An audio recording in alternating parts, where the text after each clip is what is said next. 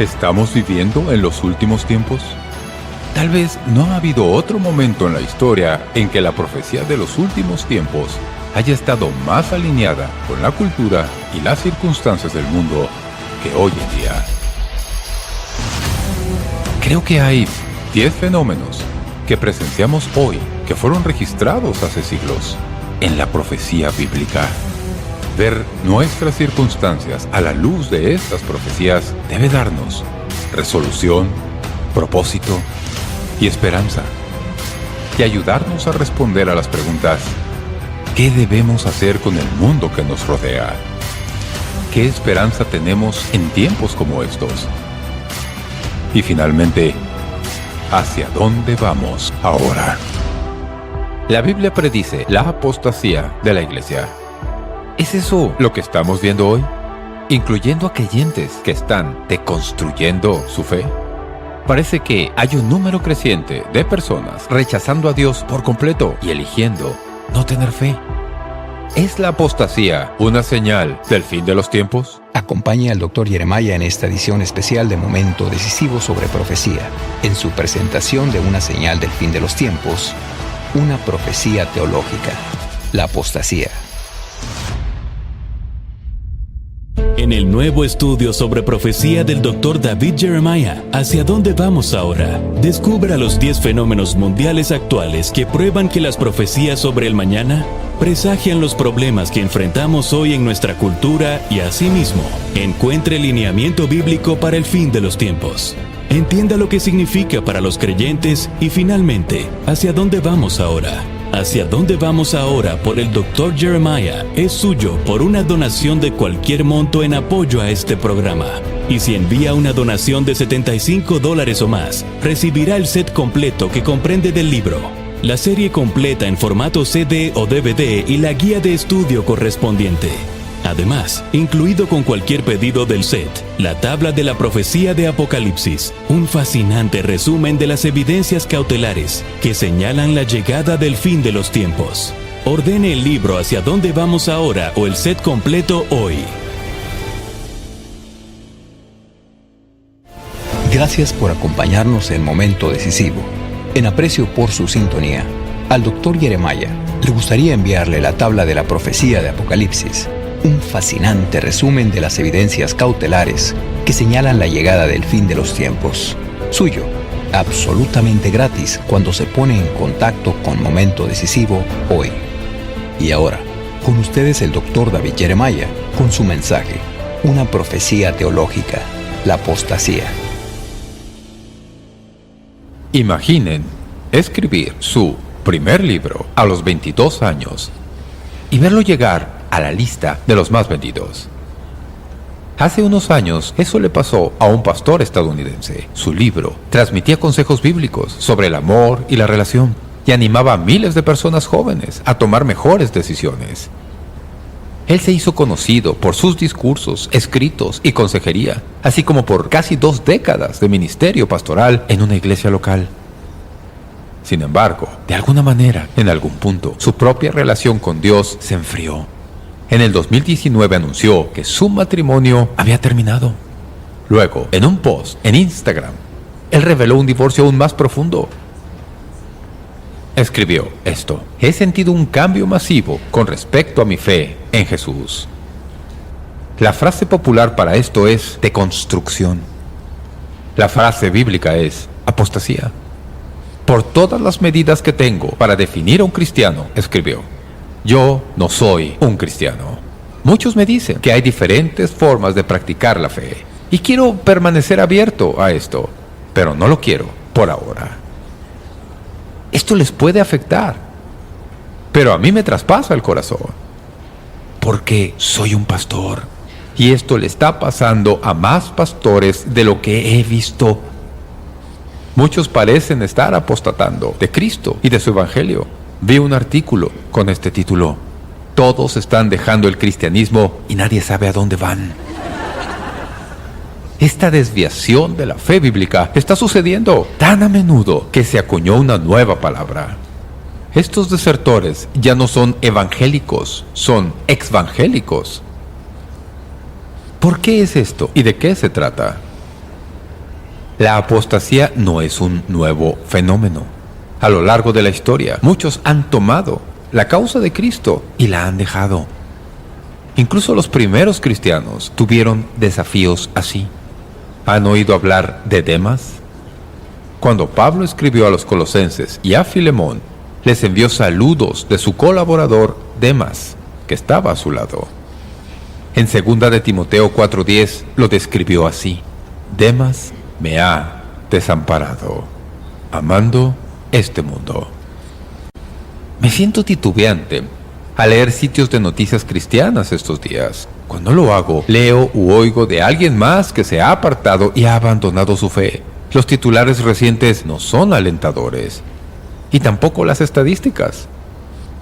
Hay más de 72 millones de millennials en Estados Unidos, casi una cuarta parte de la población.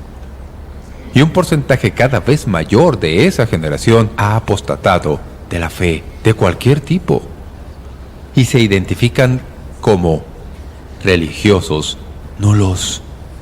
Cuando contestan un cuestionario, ¿es un bautista, un presbiteriano, un carismático o un católico? Y abajo dice, ninguno de los anteriores. Eso es lo que responden, ninguno de esos. En el 2008, investigadores notaron que casi un tercio de los millennials se describieron a sí mismos como religiosamente no afiliados. En solo 10 años, ese número creció hasta el 42%. Y hay más cifras alarmantes. La membresía de la iglesia en Estados Unidos sufrió un declive de décadas. Sin importar lo que haya escuchado de expertos sobre la explosión de la iglesia, les diré la verdad. Cuando Gallup midió la membresía de la iglesia en Estados Unidos en 1937, la cifra era del 73%. A principios de los 80s, más del 70% de adultos eran miembros de la iglesia. En el año 2000 era el 65%. Y para el 2010 era el 59%.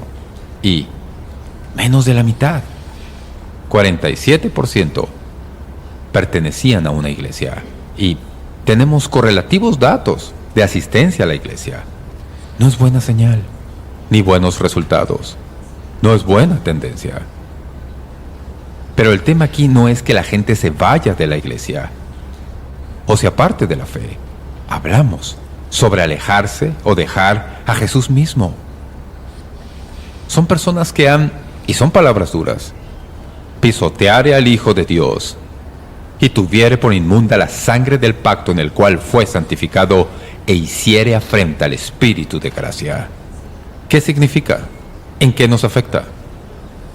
La apostasía no es afectado por el aumento del ateísmo, ni se aplica a aquellos que eligen otras creencias fuera del cristianismo.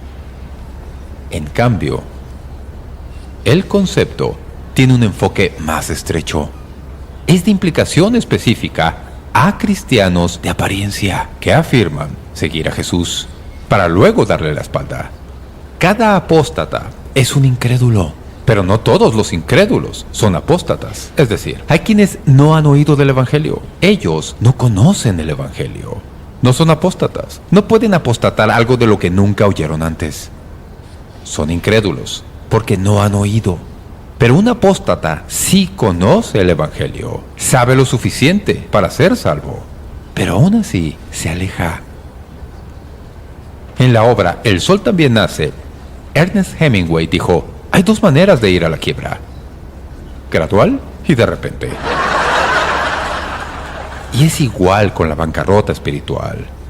Lo hacemos gradualmente y de repente estamos afuera.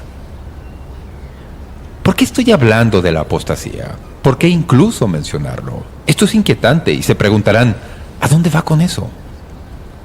El aumento de la apostasía es parte crucial pero olvidada del rompecabezas de los tiempos finales. Como sabemos por la Biblia, una de las señales del fin de los tiempos es el aumento de autoproclamados cristianos que rechazan a Cristo. Les mostraré dónde está en la Biblia. Segunda de Tesalonicenses capítulo 2, versículos del 1 al 3. Esto es lo que dice la palabra de Dios.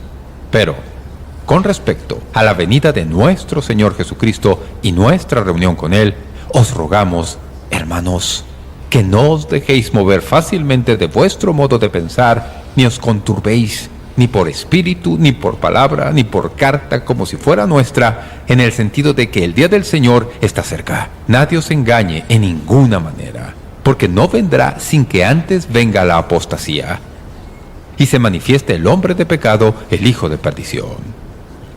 Esta es una profecía sobre el mañana, que tiene implicaciones para nosotros, hoy.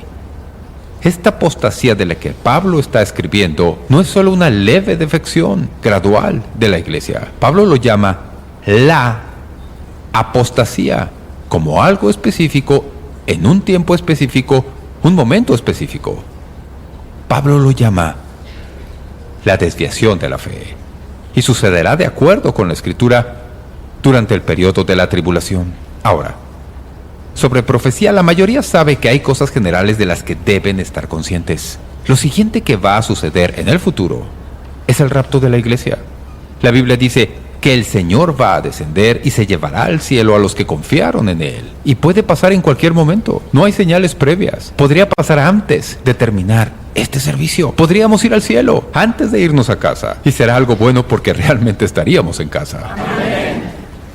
Así que no tienen que preocuparse. ¿Qué es lo que va a pasar antes de que Jesús venga por nosotros? Nada. En cualquier momento. Después del rapto, cuando los santos se hayan ido en esta tierra, la Biblia dice que habrá un periodo de 7 años de tribulación. Y será literalmente un infierno. Y se divide en 2 secciones. 3 años y medio, la primera parte, y la última parte, los últimos 3 años y medio. Se llama la Gran Tribulación. Cuando Pablo escribió a los tesalonicenses, dijo: en la tribulación va a haber una gran apostasía, una gran deserción de la fe. Y Juan lo dijo así. Este realmente es un versículo muy específico. Primera de Juan 2:18 y 19. Él dijo: ya es el último tiempo, y según vosotros oísteis que el anticristo viene, así ahora han surgido muchos anticristos. Por esto conocemos que es el último tiempo. Salieron de nosotros, pero no eran de nosotros, porque si hubieran sido de nosotros, habrían permanecido con nosotros. Juan dijo que muchos que estaban en la iglesia se fueron y se hicieron parte del falso evangelio. Se apartaron, porque nunca fueron parte de nosotros. Salieron de nosotros, pero no fueron de nosotros. ¿Cómo es posible?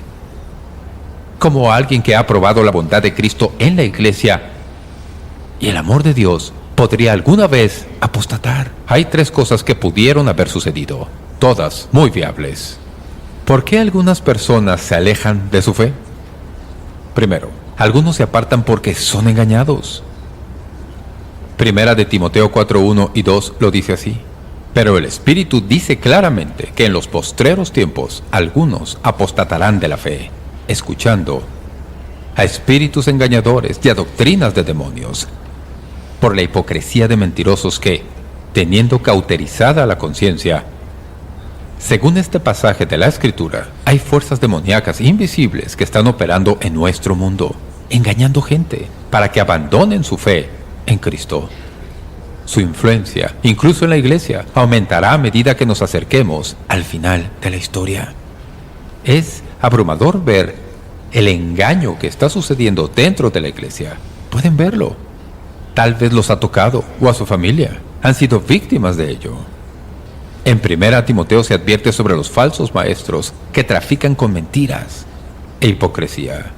Estos hombres y mujeres intentan causar daño espiritual tratando de manipular al pueblo de Dios para sus propios fines. Son fríos, insensibles y calculadores. Pablo dice que ni siquiera tienen conciencia. Está cauterizada. Perdieron la sensibilidad moral y su brújula espiritual está rota. Por eso algunas personas apostatan, envueltas en una farsa espiritual. No es así. Algunos apostatan porque están desilusionados. En Lucas 8, Jesús contó una parábola ilustrando las razones por las que la gente se aleja del Evangelio. Ustedes la saben.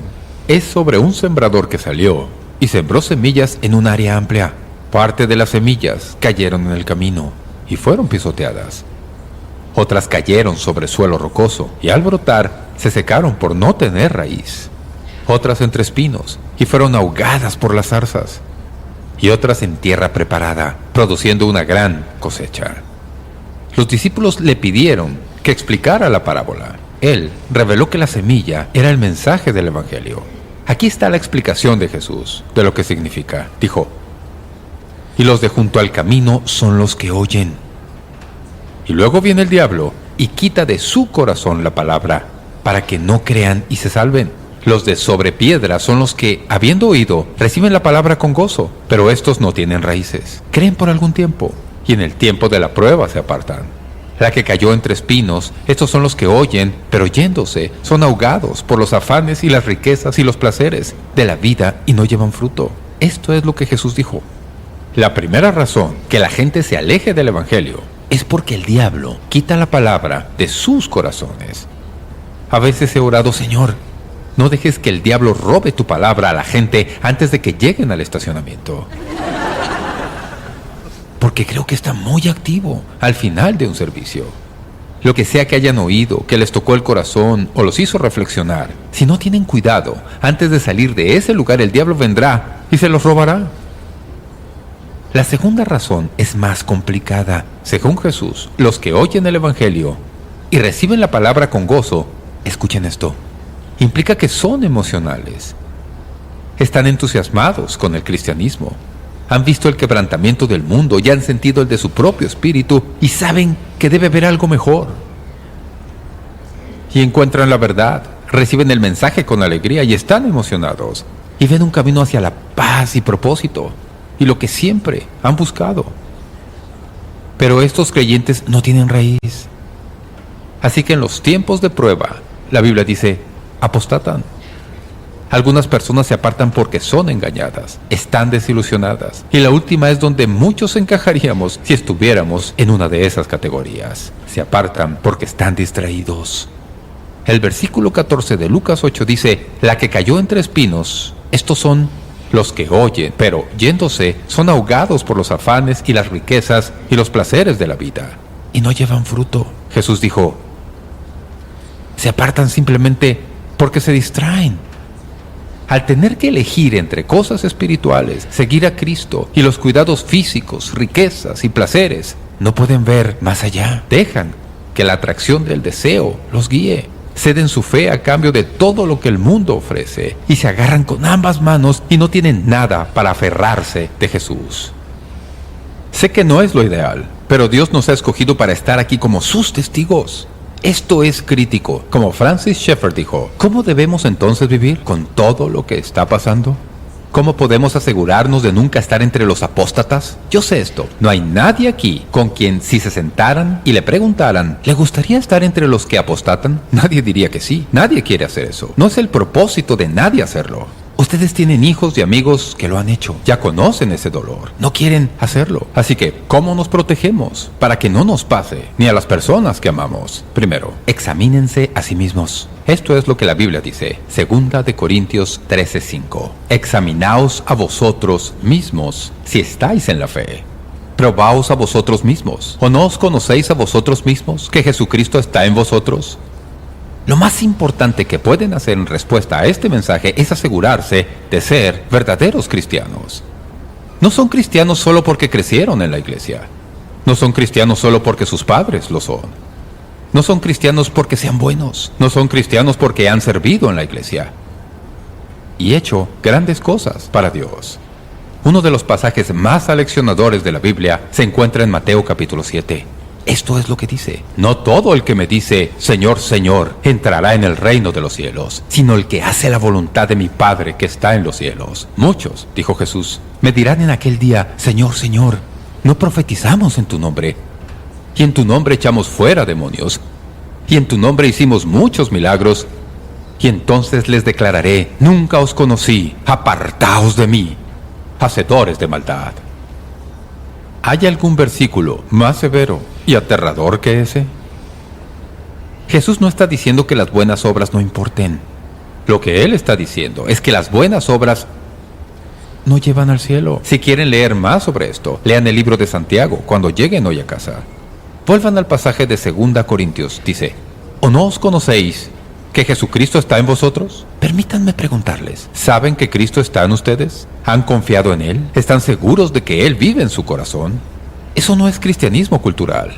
A veces, creciendo en familias cristianas, piensan, mis padres lo fueron, mis hermanos y hermanas lo son, yo también debo ser cristiano. No. Dios no tiene nietos, Él solo tiene hijos.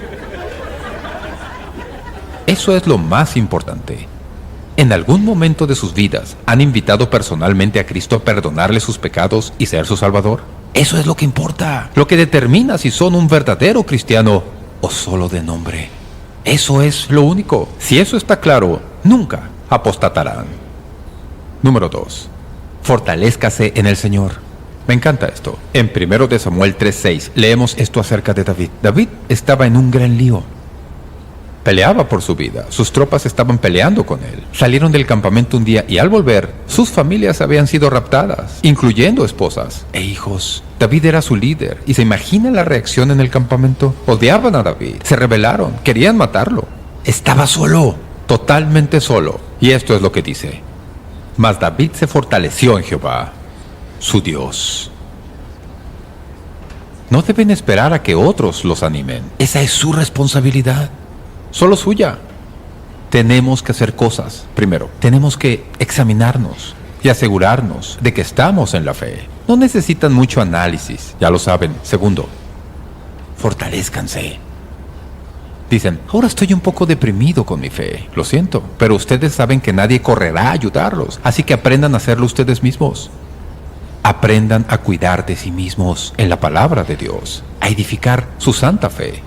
Es bueno contar con quien les ayude, estar en un grupo pequeño donde reciban ánimo, pero no siempre pasará. Lo mejor es que aprendan a cuidar de sí mismos. Número 3. Esto les va a encantar. Ejercítese. Amo este versículo. Ejercítate para la piedad. 1 Timoteo 4, 7 y 8. Porque el ejercicio corporal para poco es provechoso, pero la piedad para todo aprovecha, pues tiene promesa de vida presente y de vida venidera. Si desean permanecer confiados y fuertes en su fe, es importante que sigan creciendo en su fe.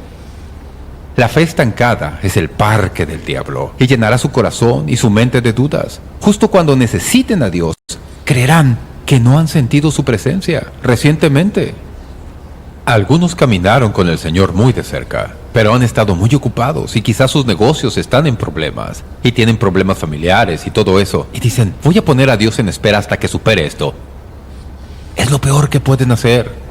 Lo mejor que pueden hacer para asegurarse de permanecer en el Señor es seguir caminando con Él. Pregúntenle a diario, Señor, ¿qué puedo hacer por ti? ¿Cómo puedo ser parte? Muéstrame cómo involucrarme en el reino. Ser un espectador y sentarse a la orilla es ser un blanco. Si van a hacerlo, al menos sean uno en movimiento, ¿no? Avanzando para hacer algo para Dios. ¿Saben que es posible empezar bien? Amar a Jesús con todo su corazón. Y de repente se dan cuenta de que las cosas no son como solían ser. Esto le pasó a la gente de Éfeso.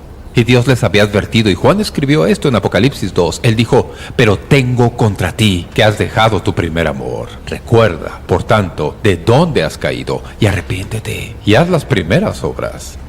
Juan les dijo, en un tiempo estabas realmente ardiente por Dios. Ardía tu corazón. La iglesia estaba lista para los necesitados, y ustedes siempre eran voluntarios. Se unían a cualquier cosa que pudiera promoverse para Cristo. Pero surgieron otras cosas, justo como leímos en la parábola. Se ahogaron por todo lo que estaba pasando en el mundo. Y si no tienen cuidado, su fe puede ser marginada, hasta no tener impacto en su vida en absoluto. Eso es lo que Pablo le dijo a los efesios. Estaban tan fríos. Su fe se había enfriado.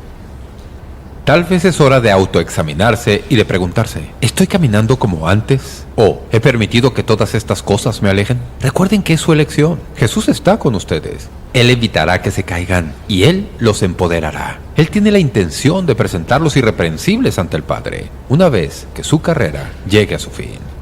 Hasta ese momento, sigan adelante, no miren atrás, no se rindan, comprométanse a edificar su fe y la fe de aquellos a su alrededor. Y les daré una pequeña bendición para finalizar este mensaje y bendecirles. La bendición de Judas. y aquel que es poderoso para guardaros sin caída y presentaros sin mancha delante de su gloria con gran alegría. Al único y sabio Dios, nuestro Salvador, sea gloria y majestad, imperio y potencia, ahora y por todos los siglos.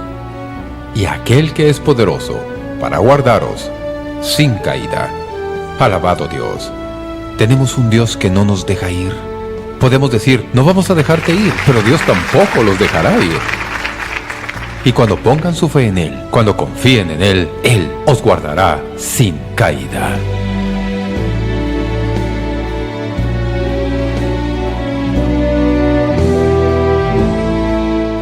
En el nuevo estudio sobre profecía del Dr. David Jeremiah, ¿hacia dónde vamos ahora? Descubra los 10 fenómenos mundiales actuales que prueban que las profecías sobre el mañana presagian los problemas que enfrentamos hoy en nuestra cultura y asimismo, encuentre lineamiento bíblico para el fin de los tiempos. Entienda lo que significa para los creyentes y finalmente, ¿hacia dónde vamos ahora? Hacia dónde vamos ahora por el Dr. Jeremiah es suyo por una donación de cualquier monto en apoyo a este programa. Y si envía una donación de $75 o más, recibirá el set completo que comprende del libro, la serie completa en formato CD o DVD y la guía de estudio correspondiente. Además, incluido con cualquier pedido del set, la tabla de la profecía de Apocalipsis, un fascinante resumen de las evidencias cautelares que señalan la llegada del fin de los tiempos. Ordene el libro Hacia dónde vamos ahora o el set completo hoy.